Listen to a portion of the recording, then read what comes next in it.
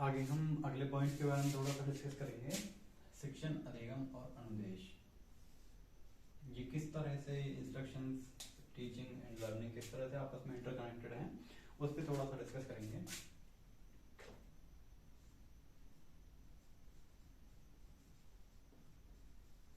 Teaching means शिक्षण। हमारे शिक्षण जो होता है, शिक्षण एक तरफ तो चलता है हमारा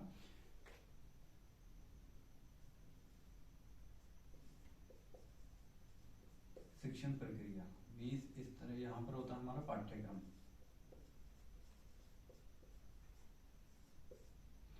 एक तरफ होती है हमारी इंस्ट्रक्शंस मीन्स अनुदेश।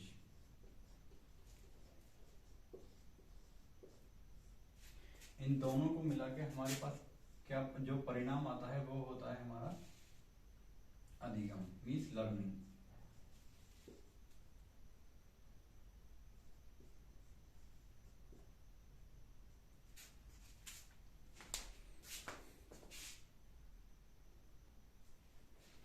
आगे हम थोड़ा सा इस पर बात करेंगे। टीचिंग जो होती है वो जैसे हमने गुणों में जो पढ़ा था, ये क्या होती है हमारी क्रियात्मक या रचनात्मक कोई होती है, क्रियात्मक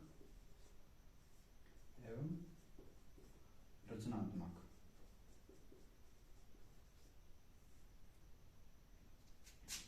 या कह सकते हैं ज्ञानात्मक।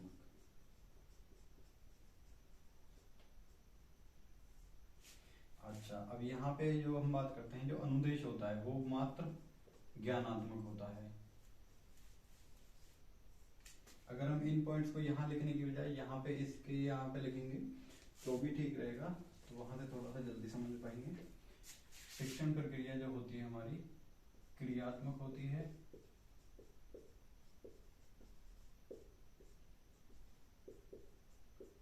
ज्ञानात्मक होती है,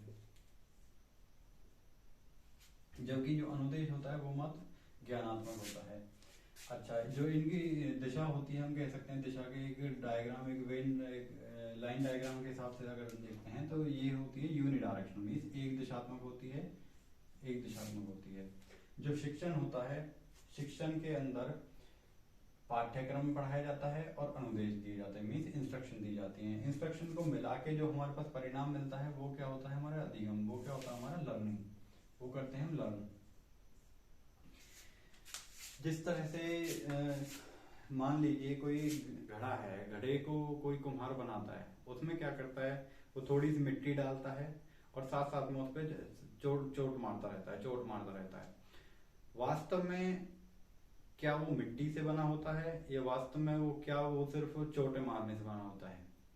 तो उसके लिए क्या है, दोनों चीजें सहायक होती हैं। दोनों चीजें क्या हैं, मिट्टी जो हमारा है पाठ्यक्रम कह सकते हैं, जो हमारे पास स्टडी मटेरियल है वो है, और जो अनुदेश है, जो हमारे इंस्ट्रक्शन है, जो टीचर एक स्टूडेंट को प्रोवाइड करता है, जो इंस्ट्रक्शन उन्हें देता है, जिन चीजों को वो समझाने की कोशिश करता है, उन चीजों को हम कह सकते हैं वो हमारे अनुदेश हैं। और इन दोनों का परिणाम ही क्या है, बच्चे का व्यवहार है। यहाँ पर जो अधिगम, जो लर्निंग है उसका क्या होता है हमारा व्यवहार में वांछित परिवर्तन लाना।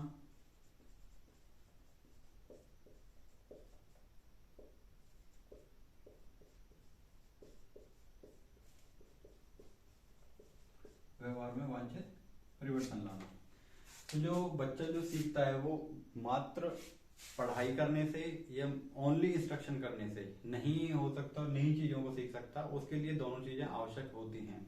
कुछ कंडीशन ऐसी होते हैं जिनमें बच्चा, जैसे हमने कुछ पीछे एग्जाम्पल पढ़े थे, प्रकृतिवाद, आदर्शवाद, उन चीजों में बच्चे को बाहरी अध्यापक की बजाय एक एंड्रागोजिकल सिस्टम, जो पेडागोजी हमारी स्कूल शिक्षण में होती है, जो कि एंड्रागोजी, जहाँ पर छात्र जो होता है, शिक्षार्थी जो होता है वो स्वतंत्र होता है। उस कंडीशन में क्या होता है, ये जो इंस्ट्रक्शन और जो हमारा पाठ्यक्रम, उसकी आवश्यकता नहीं होती। बच्चा अपनी मर्जी से सेल्फ इंटरफेरेंस करके, सेल्फ स्टडी करके, खुद से गलतियां करके तब सीखता है। उसके बाद क्या होता है, सेल्फ लर्निंग होती है। तो वहां उस कंडीशन में क्या होता है, ये दोनों जो चीजें हैं वो मैंडेटरी नहीं हो जाती, जबकि एक पेडागोजी के अंदर, स्कूल शिक्षा के अंदर दोनों चीजें हमारी मैंडेटरी होती हैं।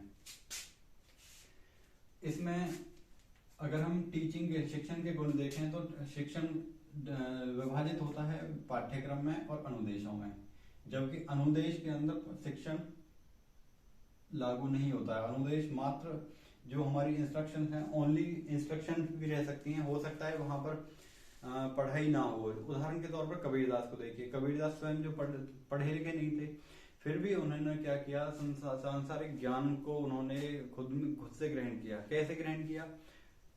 अपने आसपास के लोगों से, देश भ्रमण करके, अनुभवों से उन्होंने सीखा था। वहां पर क्या कह सकते हैं कि उनके पास मात्र अनुदेश थे और स्वयं का अनुभव था। अनुभव और अनुदेश मिला के उन्होंने उन चीजों को सीखा था, लर्न किया था, सीखा था।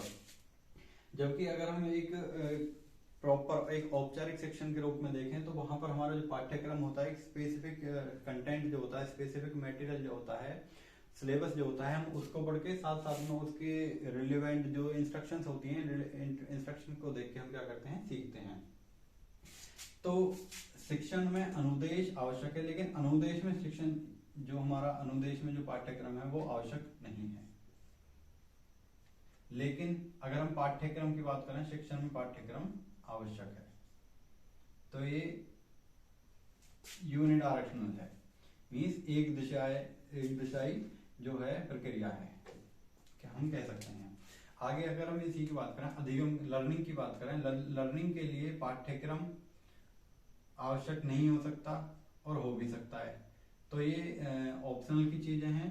जैसे अभी हमने पीछे डिस्कस किया पेडागोजिकल और एंड्रागोजिकल में, जो हमने पिछली क्लासेस में, पिछली वीडियो में हमने थोड़ा सा डिस्कस किया था, एंड्रागोजी, पेडागोजी और अधिगम जो है वो यहाँ पर हो भी सकता है और नहीं भी हो सकता। तो दोनों ही कंडीशन यहाँ पे आती हैं, हो भी सकता है, नहीं भी हो सकता है, मैंडेटरी नहीं है। हो सकता है कि अगर हम औपचारिक शिक्षण देखते हैं तो वहां पे दोनों चीजें आवश्यक हैं, अगर अनौपचारिक देखते हैं तो वहां पर ये दोनों चीजें आवश्यक नहीं होंगी।